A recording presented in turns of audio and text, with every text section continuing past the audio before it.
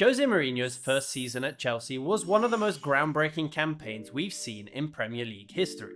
At the time, Chelsea set the record for the most points, the most wins, the most clean sheets, and the fewest goals conceded. Since then, these two offensive records have been broken on multiple occasions, but these two defensive records are proving to be so much more impressive than what was initially thought, and no one has come close to matching this in the last 21 years since it was set. The secret behind this was a fresh new way of playing that Mourinho brought with him to the Premier League, one that countered the most dangerous tactics of that period and locked out the main space that everyone used to create their chances. But these tactical innovations didn't just change the game back then, they pushed football into a new era where the consequences are still visible to this day. The last 20 years have probably seen the biggest shift in tactics than any other period in history. And we've gone from a game that was dominated by individual players to one where the overarching system used by the manager became the priority. Back in 2004, nearly every team in the Premier League lined up in a 4-4-2. It's a system that gave the team great balance across the pitch, and is arguably still the most common defensive shape seen in modern football. But because everyone used this same shape, it was essentially a 1v1 battle in every position. Each player had a direct opponent, and the best players were truly the ones who could out-dribble, out-muscle, or out-defend their opponent. The newly appointed Champions League winner Jose Mourinho implemented a system that was a rare sight in the Premier League, and that was the 4-3-3. And suddenly, football in England became more of a numbers game than a physical game. By switching to three midfielders, Chelsea now had a numerical advantage in midfield, and could pass right through the middle and find the three attackers who were already more advanced compared to the 4-4-2. It was a nightmare for teams to stop, and it led to players like Frank Lampard having one of the greatest individual seasons for a midfielder in the Premier League, with 13 goals and 18 assists, thanks mostly to his trademark late runs into the box, being the extra player in attack and untracked by the opponent's midfield. But of all the absolutely crucial players in this team, be it Petr Cech, John Terry, or even Didier Drogba, the most pivotal player from a tactical perspective was Claude Makélélé. His role was so fundamental in this team that the Makalele role became the common way of referring to this position. Essentially, this deep-lying midfielder became the new libero.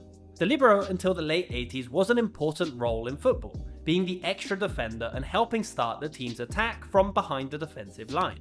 But with changes to the offside rule and tactical innovations from managers like Arrigo Sacchi, their role started to become less and less effective. However, by moving this player to the opposite side of the defense, the role lived on under a new format, and with slightly different responsibilities. Whenever Chelsea attacked or defended, Makalele was the extra man. He would sit in front of the back line and offer protection to the players who would attack ahead of him, and when defending he would cover all the ground in midfield to always protect a dangerous central space, doubling up with the defenders and not giving any player time on the ball. His role was incredibly effective, especially when you consider how football was actually played 20 years ago. But before we take a look at that, a quick word from today's sponsor, SoRare. SoRare is the ultimate fantasy football game, with over 300 officially licensed clubs and leagues, and playing is super simple and incredibly rewarding.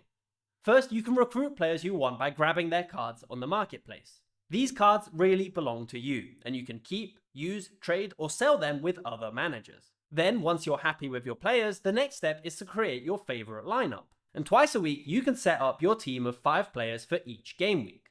Your players are then scored based on their real-life performances, so make sure to stay up to date with all the latest news on which players to include, because every goal, assist, or last-ditch tackle can help you climb the leaderboard and claim bigger and bigger prizes. The final step is to win, or at least try. In each game week, you can join competitions tied to SoRare's major partners. That's your chance to unlock what only SoRare can offer: signed shirts, VIP tickets, and even unique experiences. You might even meet the GOAT of GOATs himself, Zinedine Zidane. I've partnered with SoRare and they're currently running an incredible promotion, and there's a €150 welcome offer exclusively for users who sign up using my link that you can find in the description and pinned comment down below. Thank you to SoRare for sponsoring this video. Now, football 20 years ago had a much different feel than it does today. The ball was in the air. A lot. Like, really a lot. And passages of play like these were completely normal and a fundamental part of the game. And it all starts from the goalkeeper. In modern football, every time the keeper is in possession, we're used to seeing every player pick up specific positions, and play will more often than not start from the back in a pretty routine way. The keeper might go long, but it is a fundamentally different type of long ball compared to 20 years ago. Watch, for example, in these clips here how all of the defenders just instantly run forward as soon as Czech has the ball. This is basically unheard of in modern football unless the keeper actively tells the players to get up the pitch. Sometimes, of course, if the team was a bit stretched out, then play would start from the back, but it didn't take long before the ball went up in the air once again. And these long balls weren't messing about, and it felt like a personal challenge of these goalkeepers to get the balls high up the pitch as possible as quickly as possible, often getting right to the edge of the box when challenging for the aerial duel. Naturally, this led to a far more chaotic type of football compared to today. Depending on what happened with this loose ball, play would quickly transition into either an attack for one team leading to a throwing or free kick in an advanced position, or could lead to a quick counter-attack from the opponent. And it was exactly because of this way of playing that Mourinho's 4-3-3 worked excellently both in attack and defence. Offensively speaking, Chelsea would go long into Didier Drogba, and his excellent hold-up play meant he could often win this aerial duel. But the rest of the team was crucial in this position as well. The two wingers would rush ahead of him to get on the end of any flicks into space, and the three midfielders were ready to win the loose ball. Because of Makalele being slightly deeper, it also meant the fullback on the side of the ball was aggressive and would push further up the pitch to try and outnumber the centre. This allowed Chelsea to consistently regain the ball high up the pitch and start their attack, where with three players on the defensive line along with Frank Lampard joining the attack, they could get more players further forward more quickly than their opponents. But defensively, this shape worked even better, and it's in this position where it becomes evident how they only conceded 15 goals. The same long ball Chelsea used in attack was the main way they had to defend, but again, the extra player meant the aerial duel was already in Chelsea's favour, also thanks to the brilliant centre-back partnership of Terry and Carvalho. Once the ball would drop into this position, then the midfielders of Lampard and mostly Thiago were quick to pounce and close down the midfielders, pushing the opponents back or forcing a mistake. It meant that to beat Chelsea from this central position, it took moments of magic from the opponent. And well, there were a few this season to say the least. Now, even though Chelsea were usually able to repel this long ball and force teams back, there was another big defensive advantage to this system.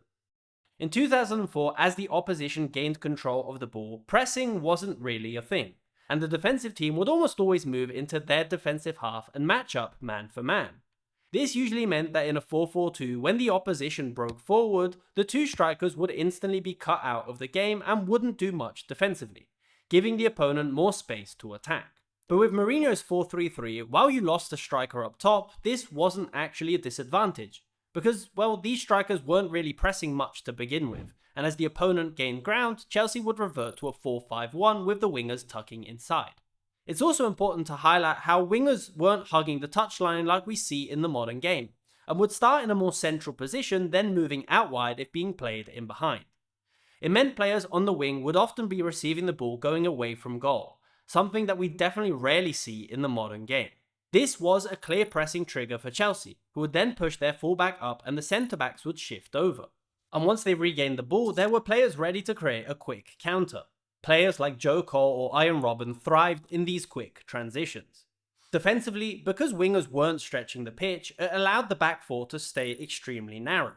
There were no options in the centre, and generally speaking, the only thing the opponent could do was cross into the box. But these were largely ineffective as well. Back then, crosses were coming from a much deeper position simply because it took time for the wingers or fullbacks to get involved in the move, and there were only really 2 or at most 3 players ready to meet the cross. So again, Chelsea had a huge advantage here as well, outnumbering any attacking unit and moving up the pitch. Now that doesn't mean that Chelsea's defence was completely impenetrable, but once the opposition did have a goal-scoring opportunity, they were met by Petr Cech in goal.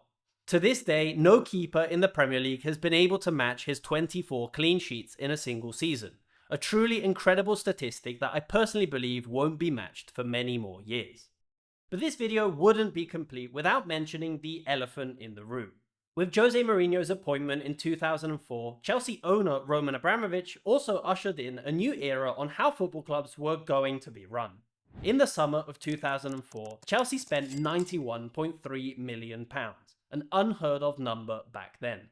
Since then, the net spend of all clubs has gone through the roof, and it's very easy to look back at the success Chelsea achieved with this method and point to it as a catalyst for the main reason why football is the way it is in the modern day.